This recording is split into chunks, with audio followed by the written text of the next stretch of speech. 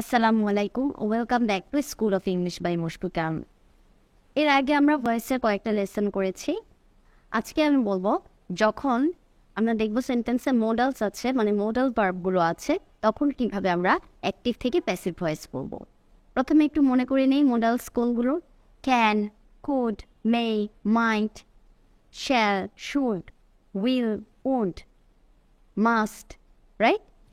তো এই মোডালসগুলো দিয়ে এখন আমরা কিছু বাক্য দেখব। দে ক্যান স্পিক ইংলিশ, তারা ইংরেজি বলতে পারে। দে ক্যান স্পিক ইংলিশ, এটা অ্যাক্টিভ সেন্টেন্সে আছে, কারণ এখানে বলা আছে কারা বলতে পারে, দে, তারা। They can speak English. যখন প্যাসিভ ভয়েস করব তখন কি হবে? English can be spoken by them. English can be spoken by them. তাহলে এখানে মোডাল ভার্ব ছিল ক্যান, ক্যানের সাথে একটা বি যুক্ত হয়েছে। তারপর স্পিক ওয়ার্ডটা ফার্স্ট পার্টিসিপল হয়ে স্পোকেন হয়েছে, মানে ভার্ব 3তে এসেছে। প্যাসিভ ভয়েসে মনে রাখতে হবে সবসময় ভার্ব 3 হয়। তাহলে সেন্টেন্সটা হবে English can be spoken by them.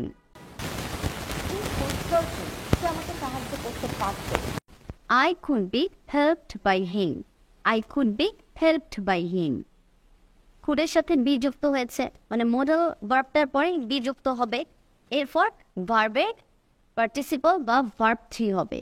মানে I could be helped by him. We may buy the books, আমরা বইগুলো কিনতে পারি। We may buy the books, মানে এটা সম্ভাবনা বোঝাচ্ছে। তাহলে the books may be bought by us. The books may be bought by us. We অবশ্যই আস হয়ে যাবে, এটা আমরা জানি। She might draw a picture. A picture might be, drawটা কি হবে? Drawn. A picture might be drawn by her. She হয়ে যাচ্ছে her. A picture might be drawn by her. She should learn this. তার এটা শেখা উচিত। She should learn this. এখানে modal ফোনটা should, মানে she should learn this. This should be learned by her. This should be learned by her. Rina will cancel the program. Rina programটা cancel করবে.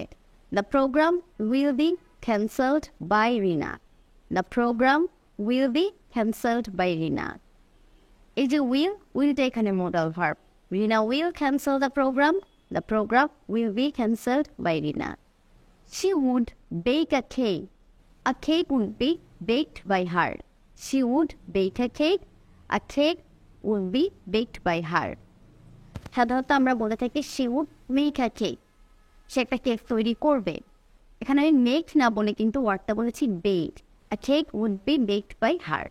We have to write a letter. We have to write a letter. এখানে have to টা হলো modal verb। তাহলে a letter has to be written by us. A letter has to be written by us. প্রথমে বলেছি we have to write a letter, তার we এর সাথে তো হ্যাভ হবে, কিন্তু যখন আ লেটার একটি লেটার দিয়ে বোঝাচ্ছে তখন a letter has to be written by আস।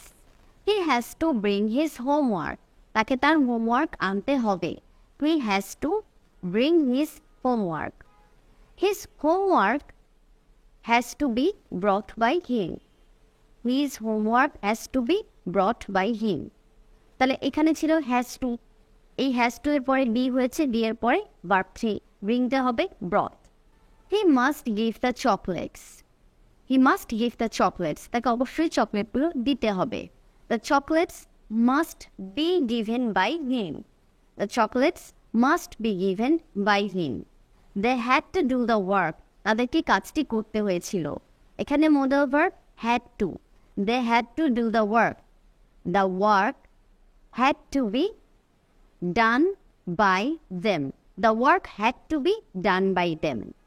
তাহলে আমরা আজকে শিখলাম মোডাল ভার্ব এর সাথে বি যুক্ত হবে, বি এর পরে ভার্বের থার্ড ফর্মটা হয়ে আমাদের অ্যাক্টিভ থেকে প্যাসিভ ফর্মে আনতে হবে।